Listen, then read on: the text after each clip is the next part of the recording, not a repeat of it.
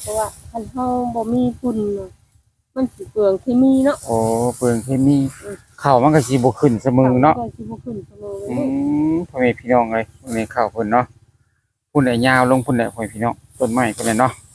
ให้เดียวพ่อแม่พี่น้องให้เดียวยาวลงถึงต้นไม้พุ่นได้กกกะเหลาพุ่นได้เนาะก็สิดูว่ามันวิทย์มันชีวิตหรือบ่มื้อนี้บ่ฮู้ว่าชีวิตบ่พ่อแม่พี่น้องให้ใหญ่มื้อนี้เนาะ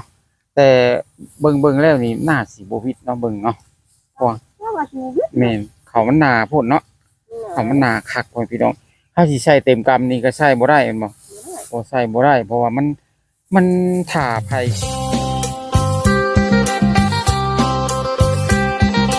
สบายดีและสวัสดีพ่อแม่พี่น้อง FC กันเบิดสุขคนหรือว่าสิเป็น FC ทางฝั่งไทยฝั่งลาวต่างประเทศก็ยินดีต้อนรับเข้าสู่ช่อง YouTube บ่าวจันรายการฮักข้ามโขงอีกแล้วพ่อพี่น้องเอ้ยโดยกลับมาพอกันอีกคือเก่าคือเดิมเติมพลังทุกครั้งที่บ่าวจันมาถ่ายคลิปก่อนอื่นบ่าวจันก็ขอกราบพ่อแม่พี่น้องฝากกดไลค์กดแชร์กดติดตามกด Subscribe ให้บ่าวจันนำเด้อทุกคนเลยขอให้บ่าวจันมีกำลังแรงใจเกี่ยวข้าวอีกเนาะโดยเปิดคลิปออกมามื้อนี้พ่อแม่พี่น้องเอ้ยบ่าวจันก็มาเกี่ยวข้าวคือเก่าพ่อแม่พี่น้องเอ้ยหลังจากที่บ่ได้ลงคลิปมาก็หลายมื้อแล้วพ่อแม่พี่น้อง5-6 มื้อแล้วเนาะมาเกี่ยวข้าวนายนาปีพ่อแม่พี่น้องเป็นอาทิตย์แล้วพ่อแม่พี่น้องบ่ได้ลงคลิปหรือว่าบ่ได้ถ่ายคลิปเนาะโดยบ่ได้ไปทางใดพ่อแม่พี่น้องบ่ได้ไปยามพี่ยามน้องทางใดเลยพ่อแม่พี่น้องหมกหมุนอยู่กับข้าวพ่อแม่พี่น้องตอนนี้เนาะข้าวมันก็สุกเหลืองเต็มทุ่งนาพ่อแม่พี่น้องก็ได้เลยมาเกี่ยวข้าวก่อนพ่อแม่พี่น้องเอ้ยป้าพ่อแม่พี่น้องไปติดตามรับชมกันหรือว่าไปติดตามรับชมว่าจันเกี่ยวข้าวนี่เด้อพ่อแม่พี่น้องเอ้ยเป็นกำลังใจให้แน่พ่อแม่พี่น้องเอ้ยเนาะโดยเพราะว่ามื้อนี้ก็ออกมาเกี่ยวมื้อวันที่8แล้วพ่อแม่พี่น้องเอ้ยมื้อเนาะวันที่8ที่มาเกี่ยวข้าวนี่เนาะได้8วันผ่านมาพ่อแม่พี่น้องเอ้ยเนาะโดยก็บ่ได้ออกมาอ่าทางใดเลยพ่อแม่พี่น้องบ่ได้ออกมาหาพี่หาน้องทางใดเลยเนาะเพราะว่ามกมนแต่น้ำข้าวพ่อแม่พี่น้องเอ้ยเพราะว่ามันบ่คือยามดำพ่อแม่พี่น้องยามข้าวเนาะว่าถ้ามันเฮาป้าปล่อยไปมันก็สิสุกสิเงาะสิง่อยลงไปพ่อแม่พี่น้องเอ้ย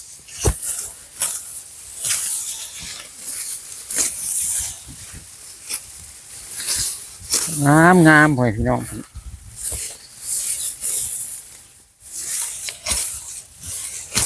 ถ้าพ่อแม่พี่น้อง FC เนาะอยากจะมาเที่ยวอยากจะมาชมบรรยากาศทางเกี่ยวข้าวบ่าวจันก็มาได้เด้อพ่อแม่พี่น้องเนาะหรือว่าจะเป็น FC ทางฝั่งไทยฝั่งลาวก็ดีพ่อแม่พี่น้องหรือว่าต่างประเทศเนาะอยากจะมาติดตามรับชมอยากมากินข้าวเป็ด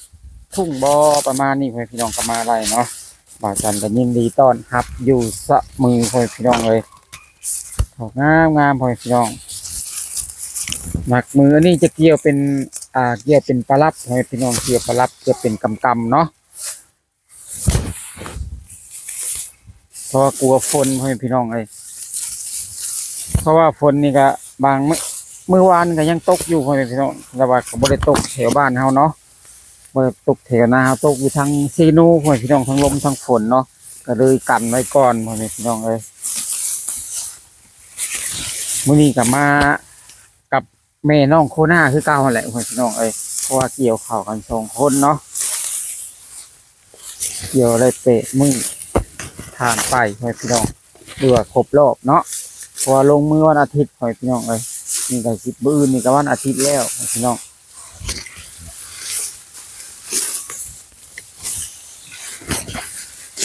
เพราะว่าปีนี้เขา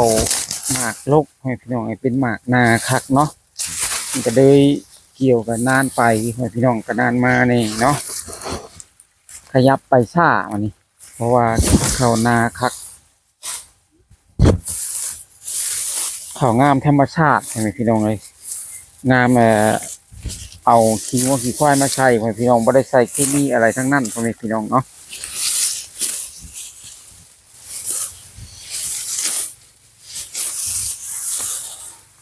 น้ำให้หน้านี่ก็มีปลาขอนน้ำพ่อแม่พี่น้องเลยมีปลาขอนน้ำพี่น้อง ถ้าเกี่ยวหลายคนก็คือสิม่วนหอยพี่น้องอันนี้มันหน่อยคนเนาะก็ม่วนไปตามภาษาของคนหน่อยนั่นแหละงามคักเนี่ยเสียงนี้เกี่ยวเป็นกำเกี่ยวเป็นปลาเขาห้องปลาลับเนาะเกี่ยวปลาลับเนาะใส่กำใหญ่บ่ได้เนาะเพราะว่าเขามันตึงคัก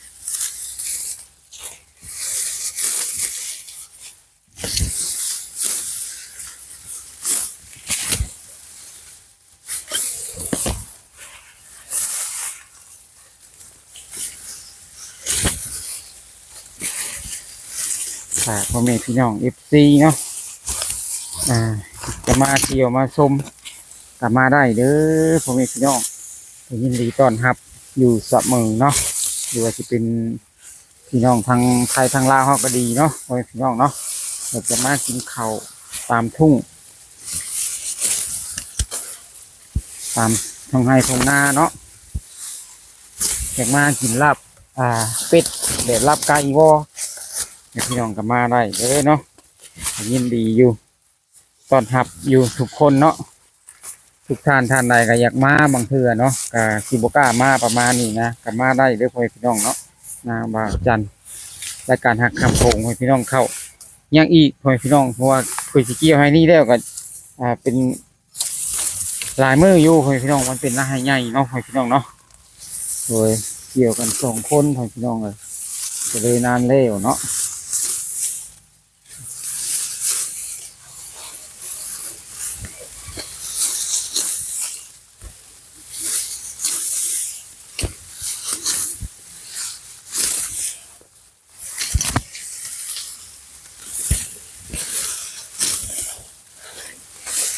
โอ้โห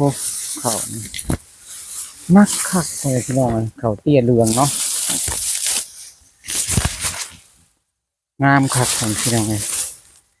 พอเขาก็คือกำลายบ่ได้ของพี่น้องเพราะว่ามัน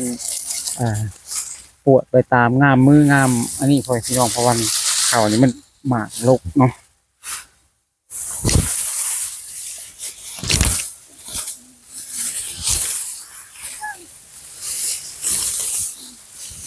ถ้าพ่อแม่พี่น้องอยากได้เข่างามๆเนาะก็บ่ต้องใส่เคมีหลายเด้อพ่อพี่น้องอยากได้เข่าอยากได้น้ำหนักเนาะเพราะว่าอันนี้ใส่งัวขี้ควายธรรมชาติพ่อแม่พี่น้องเลยเขาก็ดูงามแบบงามงามทั่วบนหน้าพ่อพี่น้องบ่ได้ว่างามเป็นจุดเป็นโดนเนาะงามทั่วให้หน้าเลย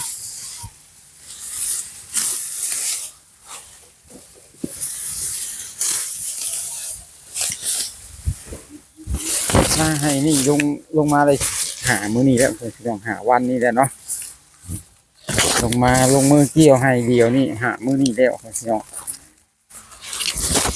แต่หน้าก็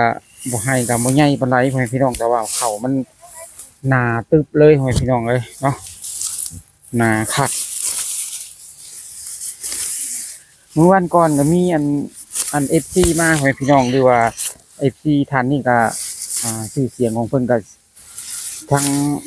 โซเชียลก็สิฮู้พี่น้องเนาะเพราะว่าเป็นหนุ่มไทยรักต่างวัยนี่แหละเนาะพี่น้องหนุ่มไทยชาวลาวเนาะเพราะว่าเป็นทางอ้ายจำรัดเพิ่นพี่น้องกับชาวศิลาเพิ่นมาซอยเกี่ยวมือหนึ่งพี่น้องเลยเพิ่นมาช่วงเวลาเหมาะอากาศพอดีพี่น้องมาวันออกพรรษาเนาะทางอ้ายเพิ่นมาเนาะมาวันหนึ่งพี่น้องเลยเพิ่นมาซอยเกี่ยววันหนึ่งเนาะก็โดยขยับมาอีกหน่อยหนึ่งเนาะมันก็สิตื้อขึ้นมาโดยก็ซอยแห้งกันมาอีกขยับมาอีกอันนี้ใส่เต็มกำบ่ได้พี่น้องเลยเพราะว่าเขาใส่กำนะครับ ถ้าไปหมกแคทงามมือก็ใส่หลายๆอยู่อันนี้ปวดงามมือเขามันเป็นหมากโคตรหมากคักพี่น้องเลย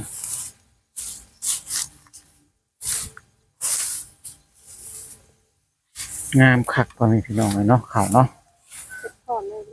เจ้าสบายดีไหมน้องหน้าโอ้ยสบายดีเพิ่นกระบอกจะทอนได้บ่ ทางแม่น้องหน้าเพิ่นก็บ่ค่อยสบายพ่อแม่พี่น้องเอ้ยก็แต่ลงเกี่ยวข้าวเนาะ หลายมื้อ อื แล้ว หลายมื้อแล้วไข้เนี่ยได้มื้อนี้เนาะ มื้อนี้ไข้แน่มื้อนี้ ไข้นี่บ่สบายไอเบิดคืนพ่อแม่พี่น้องเอ้ย คืนเมื่อย เบิดคืนเมื่อยเพิ่นว่าเนาะ เกี่ยวข้าวแพงแดดไป แม่น แห้ง เฮาก็เร่งบ่ได้เนาะง่ายๆ เร่ง เนาะ บ่ได้แล้ว นั่นโอ้ นี่ตื่นมาเบากระโตแน่นอน เป็นได้ข้าวเฮานี่ลงมือหามื้อนี้ได้เนาะให้เนาะให้เดียวหามื้อนี้เกี่ยวเนาะ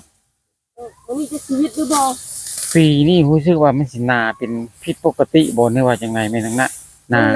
หนาคักเนาะ หนาปี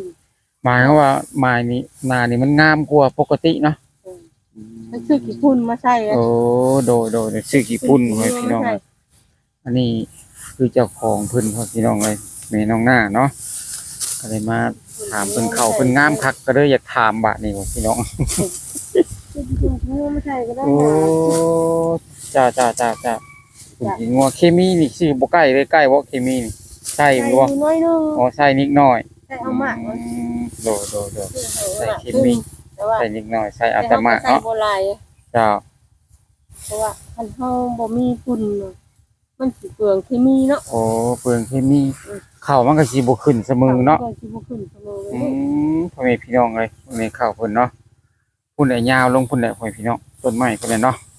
ให้เดียวพ่อแม่พี่น้องให้เดียวยาวลงขึ้นต้นไม้พุ่นได้กกกะเหลาพุ่นได้เนาะ ก็สิดูมันวิทย์มันชีวิตหรือบ่ มื้อนี้บ่ฮู้ว่าชีวิตบ่พ่อแม่พี่น้องให้ใหญ่มื้อนี้เนาะแต่เบิ่งแล้วนี่น่าสิบ่วิตเนาะเบิ่งเนาะ ว่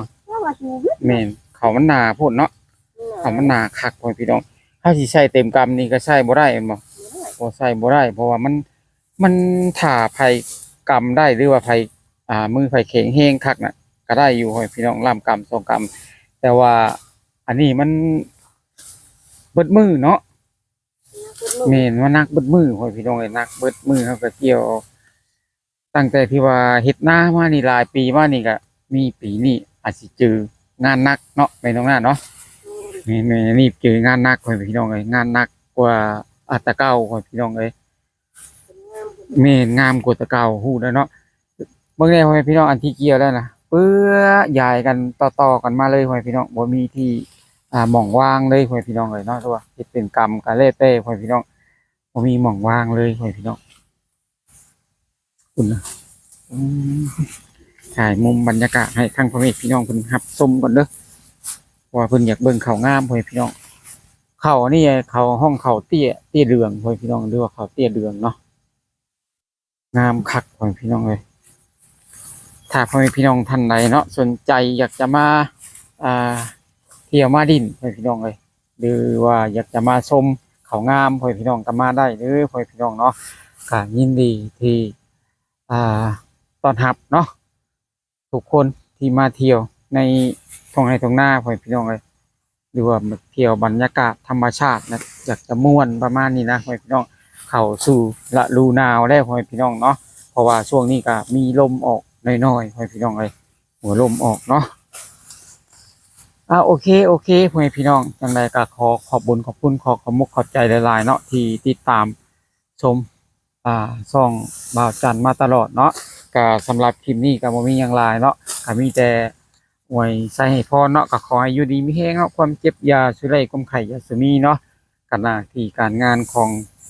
ทุกคนก็ขอให้ราบรื่นเนาะรุ่งเรืองเจริญเนาะก็เดือน11ออกมาแล้วเนาะก็ขอให้รักษาสุขภาพแน่พ่อพี่น้องว่าหัวลมออกเนาะดูแลสุขภาพให้แข็งแรงตลอดไปพ่อพี่น้องพอไปลายมันก็ยาวพ่อพี่น้องก็สิจบไว้สำนี้ก่อนเนาะโดยสบายดี